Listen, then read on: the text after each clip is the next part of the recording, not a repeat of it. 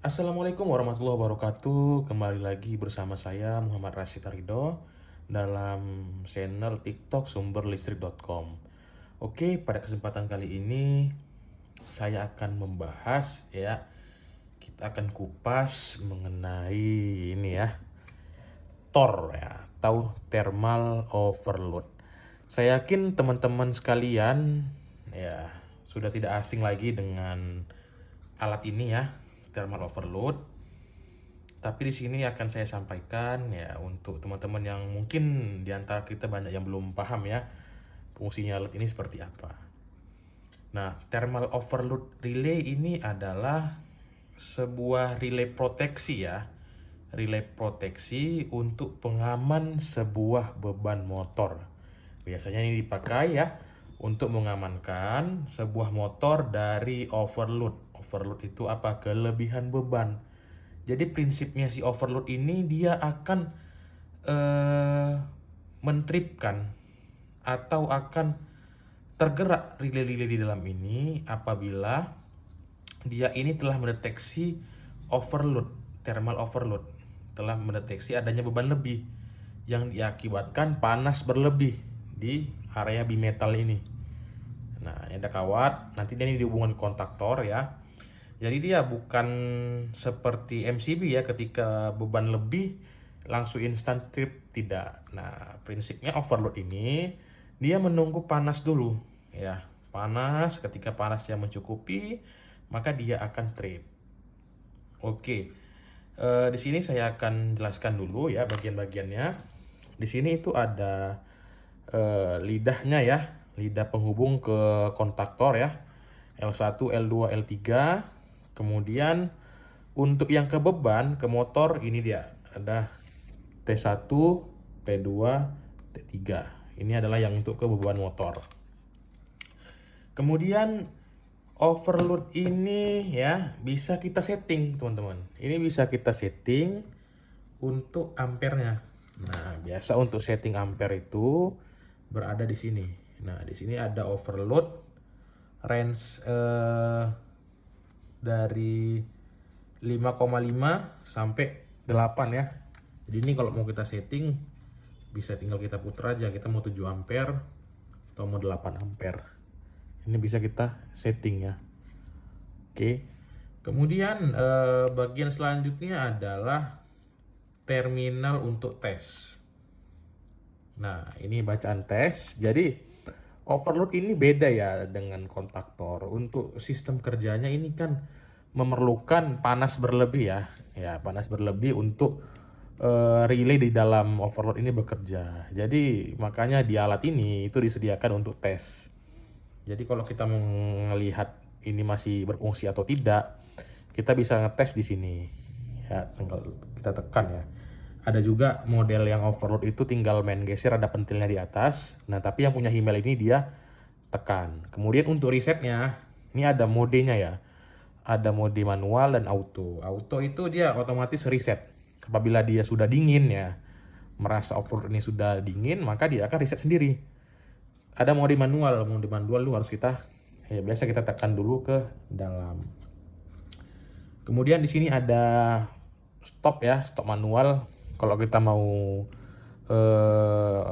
mematikan ya tanpa kita tes bisa juga di sini, tapi hanya sekali tekan aja, bisa balik lagi. Dan untuk motor itu pasti udah mati gitu ya.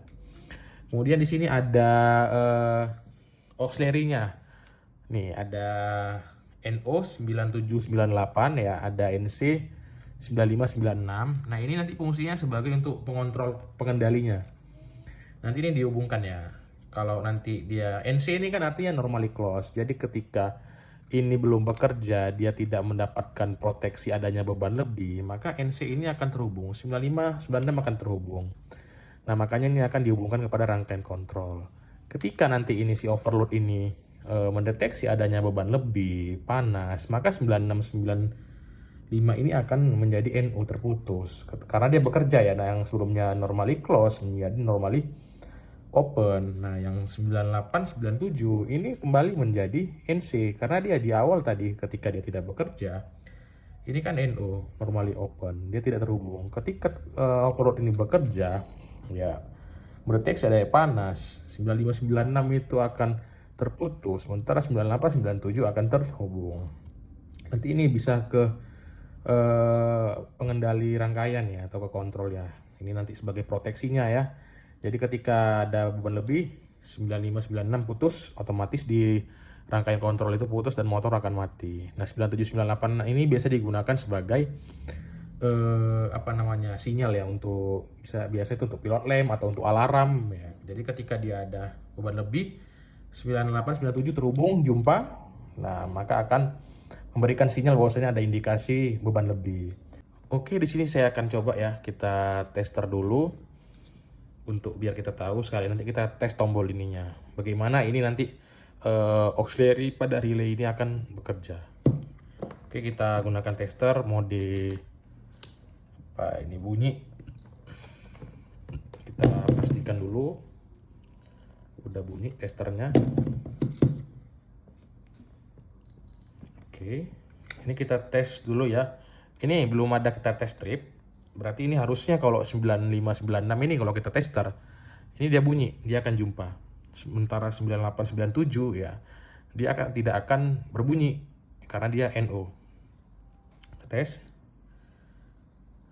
Nah, dia bunyi ya, berarti dia benar ketika normally close atau overload ini tidak dalam keadaan trip, dia ini terhubung. Sementara 9897, nah ketika overload dalam keadaan normal, nah, dia ini tidak akan terhubung. Oke, sekarang kita tes. Kita akan coba kita tekan ya. Ini kita tekan. Oke, kita tes 9596 ya, dalam keadaan trip apakah dia akan terhubung. Nah, dia sudah tidak akan terhubung karena dia sudah bekerja, dia proteksi bahwasannya di sini ada beban lebih nih ya, walaupun kita dengan cara tes ya nggak apa-apa.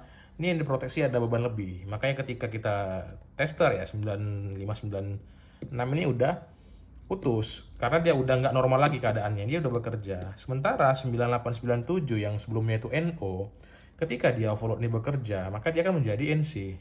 Kita lihat 9897 akan terhubung. Nah, di sini dia akan memberikan sinyal ya, memberikan sinyal ke alarm ataupun ke indikator bahwasannya ini sedang ada masalah ya, atau ada overload. Sementara yang 9596 ini akan memadamkan ya, atau memutus rangkaian kontrol, sehingga itu tidak akan bisa berfungsi rangkaian kontrolnya karena sudah diputus oleh thermal overload ini. Lihat, ini masih keadaan bekerja ya. Oke, ketika kita reset ya, ini cukup kita tekan.